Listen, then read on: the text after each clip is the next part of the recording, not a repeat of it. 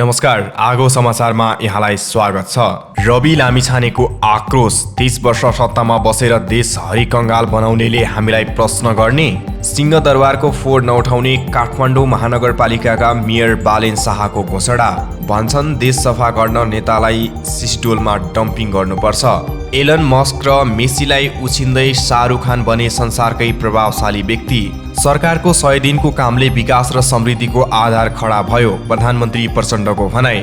रेशम चौधरी नेतृत्वको पार्टी नागरिक उन्मुक्तिमा परिवारवाद हावी भएको आरोप लगाउँदै सुरेन्द्र चौधरीले छाडे पार्टी। टुरिस्ट भनेर भाष्य निर्माण गर्न खोजियो, निर्वाचन क्षेत्रलाई न्याय गर्छु, स्वर्णिम वाग्लेको भनाई। काङ्ग्रेसमा भागबण्डाको सकस, आफ्नो तर्फका 2 मन्त्री टुङ्गाएर शेखर पक्षका नाम कोर्दै शेरबहादुर देउवा। हामीले सरकारलाई समर्थन गरिराख्नुको गहिरो कारण छ, रवि लामिछानेको भनाई। नक्कली शरणार्थी बनाएर पैसा असुल्ने जो कसैलाई पनि कारवाही हुनेछ, गृहमन्त्रीको दाबी। नाइजेरियामा गोठालाहरूको आक्रमणमा परि 50 जनाको मृत्यु। चितवन काङ्ग्रेसका विद्रोही नेताले मागे जितनारायण श्रेष्ठलाई भोट। राष्ट्रिय स्वतन्त्र पार्टीका सभापति रवि लामिछानेले 30 वर्ष सत्तामा बसेर देशलाई कङ्गाल बनाउनेले दलले 30 दिन सत्तामा बसेकाले दललाई प्रश्न गरेको भन्दै आक्रोश व्यक्त गरेका छन्। शुक्रबार अपराह्न चितवनमा चुनावी कार्यक्रमलाई सम्बोधन गर्दै उम्मेद्वार लामिछानेले जुनसुकै कालखण्डमा भएका भ्रष्टाचारका फाइल खोल्ने आफ्नो पार्टीको नीति यथावत रहेको बताएका छन्। यो मुलुकलाई टाट पल्टाउनेलाई थुन्नुपर्छ भन्ने हाम्रो अडान यथावत छ। कुनै पनि कालखण्डमा भएका भ्रष्टाचारका फाइल खोल्न सरकारमा गएको हो, गएर काम सुरु गरेको हो, संसदमा पनि कराए, कोही डराएर यो परिस्थिति सिर्जना भएको हो कि भन्ने पनि लाग्छ, लामिछानेले भने। उनले राजसभाप्रति पुराना दलले प्रश्न गरेको भन्दै आक्रोश पोखे। 30 वर्ष सत्तामा बसेर देशलाई हरिकङ्गाल बनाउनेले 30 दिन सत्तामा बस्ने हामीलाई प्रश्न गरेका छन्, यो देखेर मलाई लाज लागेको छ, उनले भने। सरकारले बिहिबार सार्वजनिक गरेको न्यूनतम साझा कार्यक्रममा भ्रष्टाचारको फाइल खोल्ने कुरा हराएकोमा लामिछानेले आश्चर्य प्रकट गरेका छन्। काठमाडौँ महानगरपालिकाका मेयर बालेन शाहले राजनीतिक दलका नेताहरूप्रति कडा टिप्पणी गरेका छन्। आजदेखि सिंहदरबारको फोहोर नउठाउने घोषणा गर्दै मेयर शाहले आधिकारिक फेसबुक पेजमा लेखेका छन्, साँच्चीकै देश सफा गर्नुपर्ने त्यहाँका नेताले सिस्डोलमा डम्प गर्नुपर्नेछ। शुक्रबार गैरीगाउँ स्थित बागमती किनाराको सुकुम्बासी बस्तीमा डोजर चलाउन खोज्दा असहयोगको महसुस गरेका मेयर शाहले आजदेखि सिंहदरबारलाई असहयोग गर्ने सङ्केत गरेका हुन्। काठमाडौँ महानगरका वातावरण विभागका प्रमुख रविन मान श्रेष्ठले भने बारे प्रतिक्रिया नदिने बताएका छन्। उनले भने मेयर साहबको आधिकारिक पेजमा नै कुरा आएपछि त्यसै अनुसार बुझ्नुपर्छ, उनले भनेका छन्। अभिनेता शाहरुख खान भारतीय फिल्मका ठूला स्टारमध्ये एक हुन्। आफ्नो करियरमा उनले 100 भन्दा बढी फिल्ममा काम गरेका छन्। धेरै हलिउड स्टारले पनि उनीसँग कुनै दिन सँगै काम गर्ने इच्छा जनाएका छन्। यही सन्दर्भमा शाहरुख खान विश्वका सबैभन्दा प्रभावशाली व्यक्ति घोषित भएका छन्। प्रतिष्ठित टाइम म्यागजिनले शाहरुखलाई सूचीको शीर्ष स्थानमा राखेको छ। चाखलाग्दो कुरा के छ भने शाहरुखले शीर्ष स्थानमा रहन चर्चित अन्तर्राष्ट्रिय सेलिब्रिटीलाई पनि उछिनेका छन्। उनले Elon Musk, Lionel Messi, Michelle Yeoh, Serena Williams, Mark Zuckerberg, Beyonce जस्ता हस्तीलाई उछिन्दै प्रभावशाली व्यक्तिको उपाधि जितेका हुन्। म्यागजिनले सञ्चालन गरेको टाइम 100 पोलमा यो नतिजा आएको उल्लेख गरिएको छ। म्यागजिनले शाहरुखलाई भारतका लोकप्रिय सुपरस्टार भएको बताउँदै उनलाई नाइट राइडर ग्रुप जस्ता क्लबको सहसंस्थापकको रूपमा चिनाएको छ। दिलवाले दुल्हनिया ले जाएंगे र कुछ कुछ होता है जस्ता फिल्मबाट शाहरुखको छवि सुपरस्टारको रूपमा स्थापित भएको टाइम्सले जनाएको छ। शाहरुख खानको पछिल्लो फिल्म पठानले विश्वव्यापी $130 मिलियन कमाएको समेत उल्लेख छ। प्रधानमन्त्री पुष्पकमल दाहाल प्रचण्डले शान्ति प्रक्रियाका बाँकी काम 2 वर्षभित्र टुङ्गोमा पुर्याउने प्रतिबद्धता व्यक्त गरेका छन्। नेकपा माओवादी केन्द्र गोर्खाले आज आयोजना गरेको पार्टी कार्यकर्ता भेटघाटमा उनले अहिलेको गठबन्धनले नै लामो समयदेखि थातिरहेको शान्ति प्रक्रियालाई टुङ्गोमा पुर्याउने विश्वाससम्म व्यक्त गरेका छन्। अहिलेको 10 दलीय गठबन्धनमा 2 वर्षभित्रमा शान्ति प्रक्रियालाई टुङ्गोमा पुर्याउने सहमति भएको छ। हामी छिट्टै सबै दलको सहमतिमा शान्ति प्रक्रियालाई ठोस निर्णयमा पुर्याउँछौँ, उनले भने। सरकारको 100 दिनको कामले देशमा विकास र समृद्धिको आधार खडा भएको उनले बताए। 100 दिनमा सामाजिक न्याय, सुशासन र विकास थालनीका लागि थुप्रै काम प्रारम्भिक रूपमा अघि बढेको उनको भनाइ छ। अहिले चमत्कार जस्तो नदेखिए पनि 100 दिनको कामले गुणात्मक सुधारका निम्ति प्रगतिका लागि आधार खडा गरेको छ। मलाई गर्व छ मैले छोटो अवधिमा राजनीतिक उतार चढावका बीचमा पनि यो देश र जनतालाई सकारात्मक दिशा दिने अवसर प्राप्त भयो। उनले भने जनताले सवारी चालक अनुमति पत्र, पासपोर्ट वा अन्य सेवा प्राप्त गर्दा भोगिरहेका झन्झट र विदेशमा रहेका लाखौं नेपालीलाई सामाजिक सुरक्षासँग जोड्ने कुराको थालनी गर्नु सरकारको प्रारम्भिक चरणको महत्त्वपूर्ण कदम भएको उनले बताएका छन्। आफू प्रधानमन्त्री हुँदै गर्दा विदेशी मुद्राको संचिति गम्भीर अवस्था रहेको भए पनि केही नीतिगत र प्रक्रियागत निर्णयले अहिले विदेशी मुद्राको संचिति पहिलेभन्दा गुणात्मक रूपमा वृद्धि भएको बताएका छन्। आफूले सरकारको नेतृत्व गरेदेखि नै सामाजिक न्याय, सुशासन र समृद्धिलाई अघि बढाउने सङ्कल्प गर्दै आएको भन्दै त्यसअनुसार मन्त्री परिषदको पहिलो बैठकदेखि नै जनतामा आशा जगाउने काम हुँदै आएको उनको भनाइ छ।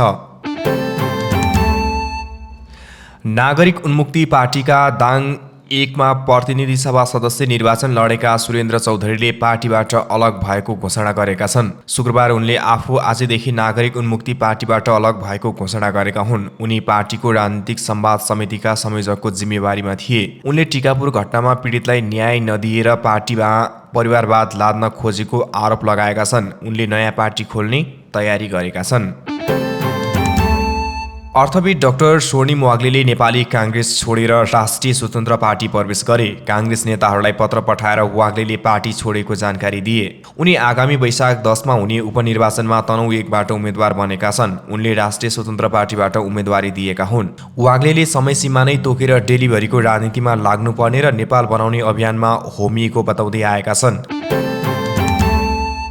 1 महिनासम्म 16वटा मन्त्रालय लिएपछि अघिल्लो साता 10 मन्त्री चयन गरेका प्रधानमन्त्री पुष्पकमल दाहाल प्रचण्डसँग अझै 6वटा मन्त्रालयको जिम्मेवारी छ। गत शुक्रबार नै सबै मन्त्रालयमा मन्त्री चयन गर्ने प्रधानमन्त्री प्रचण्डको प्रयास थियो, तर सबैभन्दा ठूलो दल काङ्ग्रेसको किचलोका कारण पूरा भएको हुन सकेन। यसले काङ्ग्रेसले पाउने 8 मध्ये 4 मन्त्रालयमा मात्रै जिम्मेवारी तोकिएको थियो। काङ्ग्रेसबाट उपप्रधानसहित रक्षामा पूर्णबहादुर खड्का, अर्थमा डाक्टर प्रकाश शरण महत, उद्योग वाणिज्य तथा आपूर्तिमा रमेश रिजाल र शहरी विकासमा सीता गुरुङ मन्त्री चयन भएका थिए।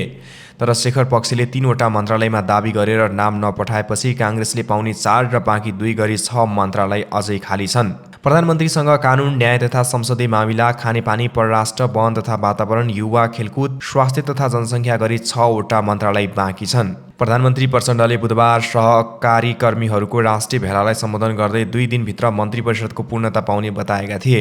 उनले भनेको 2 दिनको समयसीमा शुक्रबारबाट सकिँदैछ। जनताले केही राहत पाउने गरी बजेट निर्माणमा जुट्नुपर्ने भन्दै प्रधानमन्त्रीले मन्त्री परिषदलाई पूर्णता दिएर कार्य सम्पादनमा केन्द्रित हुने बताएका थिए। प्रधानमन्त्रीले भनेकै भाकामा शुक्रबारसम्मै मन्त्री परिषदलाई पूर्णता दिने गरी नाम टुङ्गाउन काङ्ग्रेस सभापति शेरबहादुर देउवाले पनि पहल गरिरहेका छन्। बाँकी मन्त्रालयमा काङ्ग्रेसको संस्थापनले आफ्नो तर्फका 2 मन्त्रीको नाम टुङ्गो लगाएको जानकारी सभापति शेरबहादुर देउवाका स्वकीय सचिव भानु देउवाले दिएका छन्। राष्ट्रिय स्वतन्त्र पार्टीका सभापति रवि लामिछानेले पुष्पकमल दाहाल प्रचण्ड नेतृत्वको वर्तमान सरकारलाई आफ्नो दलले समर्थन कायम राख्नुको गहिरो कारण भएको बताएका छन्। वैशाख 10 गते हुन लागेको उपनिर्वाचनमा चितवन 2 मा उम्मेद्वार रहेका लामिछानेले शुक्रबार आयोजित एक कार्यक्रममा प्रचण्डलाई प्रधानमन्त्री बनाउन राष्ट्रपति कार्यालयमा आफूले हस्ताक्षर बुझाएकाले समर्थन कायम राख्नुको कानुनी अर्थ रहेको बताएका छन्। समर्थन निकाल्न हामीलाई 1 सेकेन्ड पनि लाग्दैन, तर त्यसको एउटा कानुनी आधार छ, त्यसको एउटा कानुनी बाटो छ, लामिछानेले भने। त्यसको गहिरो कारण छ, हामी प्रधानमन्त्रीलाई प्रधानमन्त्री बनाउँदाखेरि राष्ट्रपति कहाँ जाँदाका हस्ताक्षरकर्ता हौं, त्यसकारणले यसको कानुनी अर्थ छ। उनले त्यो कानुनी अर्थ के हो भन्ने चाहिँ खुलाएका छैनन्। गृहमन्त्री नारायण काजी श्रेष्ठले नेपाललाई भुटानी शरणार्थी बनाएर अमेरिका लैजाने भन्दै गिरोह सञ्चालन गर्ने जो कोहीका विरुद्ध कडाइका साथ अनुसन्धान र कारबाही प्रक्रिया अघि बढाउने निर्देशन दिएका छन्। उपत्यका अपराध अनुसन्धान कार्यालयका प्रमुख एसएसपी डाक्टर मनोज केसी सहित घटना अनुसन्धानमा संलग्न अधिकारीसँग शरणार्थी बनाउने गिरोहका बारे सिंहदरबारमा ब्रिफिङ लिएपछि शुक्रबार कुराकानी गर्दै मन्त्री श्रेष्ठले यो गिरोहका बारेमा प्रहरीले जारी राखेको अनुसन्धानले छिट्टै निचोड निकाल्नेछ, जो परे पनि कारबाही हुन्छ त्यसमा तलमाथि हुने छैन, मन्त्री श्रेष्ठले भनेका छन्। नाइजेरियाको उत्तरी मध्य भागमा रहेको एक ग्रामीण गाउँमा बन्दुकधारी एक समूहले आक्रमण गर्दा दर्जनौं व्यक्तिको मृत्यु भएको स्थानीय सरकारी अधिकारीहरूले बताएका छन्। बेनुए राज्यको उमोगेडी समुदायमा बुधबार यो आक्रमण भएको बताइएको छ। आक्रमण गर्ने गोठालाहरू रहेको त्यहाँका अधिकारीहरूले दाबी छ। उक्त स्थानमा घुमन्ते गोठालाहरू र जमिन र स्रोतको लागि प्रतिस्पर्धा गर्ने स्थायी किसानहरू बीच बदलाका लागि भिडन्त हुने गर्छ। घटनाबारे पुष्टि गर्दै बेनुए राज्यका प्रशासकका सुरक्षा सल्लाहकार पल लिम्बाले भने घटनामा 46 जनाको मृत्यु भएको छ। धेरै मानिस अझै हराइरहेका छन्, त्यसैले मारिनेको संख्या अझै बढी हुन सक्छ। उनले गोठालाहरूले विगत 1 महिनादेखि स्थानीय समुदायमाथि आक्रमण गरिरहेको बताएका छन्। उनले भने त्यस क्षेत्रमा सैनिक पठाइएको छ, त्यसैले अहिले स्थिति केही शान्त छ। आक्रमणको कारण स्पष्ट नभए पनि बेनुई किसान र गोठालाहरू बीचको झडपबाट सबैभन्दा बढी प्रभावित भएको छ। उनीहरूले आफ्नो गाईबस्तु चराएर खेतीयोग्य जमिन नष्ट गरेको आरोप किसानहरूले लगाएका छन्। साम्प्रदायिक हिंसा निर्वाचित राष्ट्रपति बोला तिनुबुले सामना गर्नु परेको सुरक्षा चुनौती मध्ये एक हो।